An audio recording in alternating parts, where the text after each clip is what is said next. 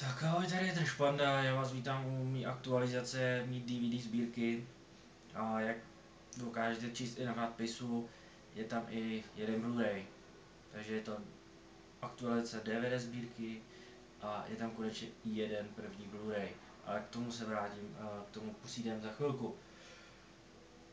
Je to celkem fakt velká aktualizace.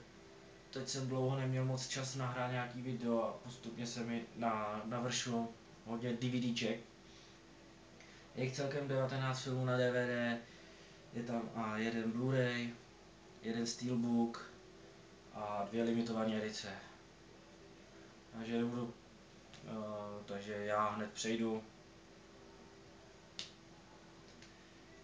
Tak, začneme Rambo 2, klasika Stalloneho.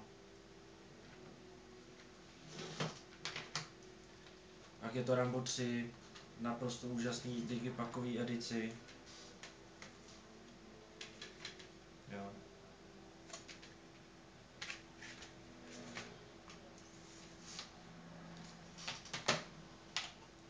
Rango. Podle mě asi jeden z nejlepších animáků, který byl minulý rok.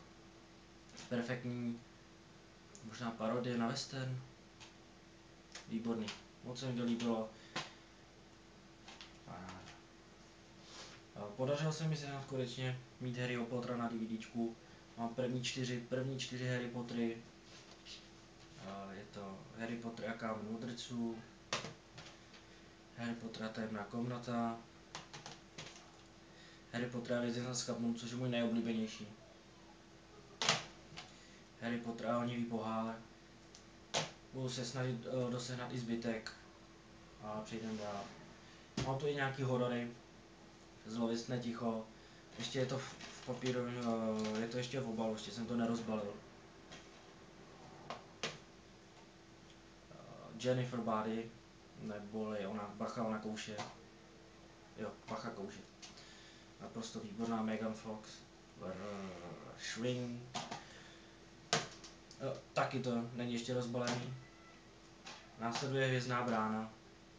Původní film, ze kterého vyšel možná ještě lepší seriál. A ještě další dva spin-offy. Tenhle film si pamatuju, že jsem viděl, když jsem byl v Chorvatsku na táboře, tak to tam pouštěli, viděl jsem ho snad 20krát. Výborný. Pak je tu Bornův mýtus, druhý film z trilogie s Jason Bournem, kde hrál Matt Damon. Asi jeden z nejlepších akčních filmů za poslední dobu, nebo možná i celkově. Bournovo ultimátum.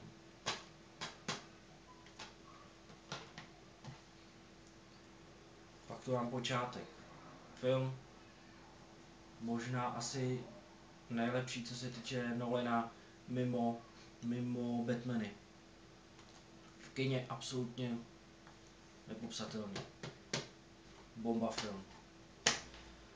No, mám tady ještě aktualizace mý Arnoldovy kolekce, sbírky z filmu Arnolda Schwarzeneggera. Samozřejmě Herkules v New Yorku. To se musí vidět v originále, to je prostě nádhera. Jeho první úplně film. Bomba. Policajt ze školky. Proti úder. Se Schwarzeneggerem. Další filmy s ním. A jak jsem říkal, je tam i Steelbook, takže Halloween od Roba Zombieho ve Steelbookové edici. Úplně nádherně to je provedený. Byla k tomu i pohlednice z filmu a i celkově je ten Steelbook nádherně vyveden.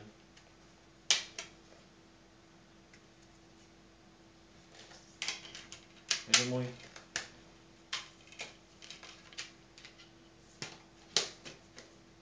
můj třetí Steelbook celkově.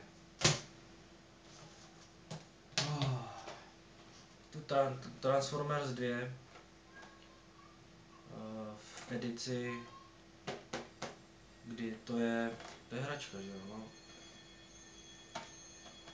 Ukážu. To je nádherný edice, tady jsou samozřejmě dva disky.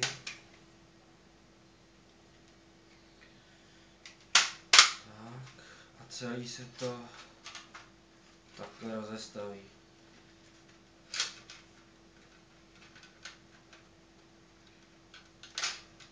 Ručička, druhá ručička. A tady má nožičky. Akorát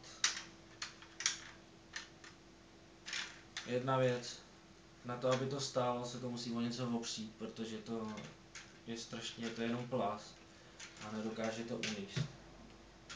Tyhle ty malý nohy. Takže já to zase zpátky zandám. Výborná edice takhle. Škoda, že třetí film takhle nevyšel stejně. Tak.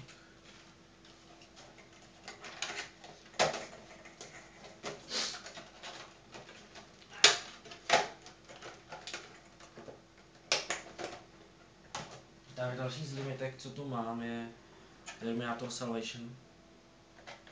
V té limitované edici s lepkou Terminatora T600.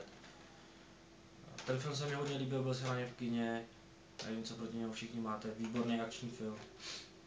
Nádherně špinavý, je to hodně dobrý post-apo. A je tam Christian Bale. I'm Batman. Jenom to ukážu. To není jenom... Je to plast, ale vypadá to naprosto luxusně.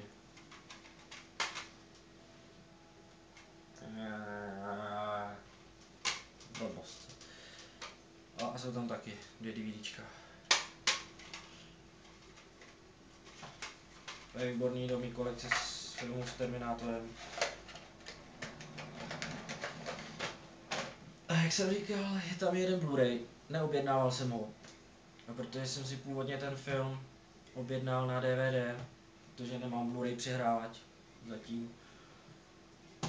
A strašně dlouho jsem čekal na tyhleto DVDčko. 2 měsíce. A ten obchod jako omluvu mi poslal dárek ten film ve verzi Blu-ray. Takže já můžu tady oficiálně představit tada, první Blu-ray vůbec, jaký mám. A je to Terminator 2 Blu-ray edici, která je ještě ve speciální verzi. Má to celý vlastně takovýhle obal papírový, který je vymodelovaný jako ve 3D, takže je tam i ta lepka, když to porovnám. A hlavně ten Blu-ray obsahuje tři verze filmu.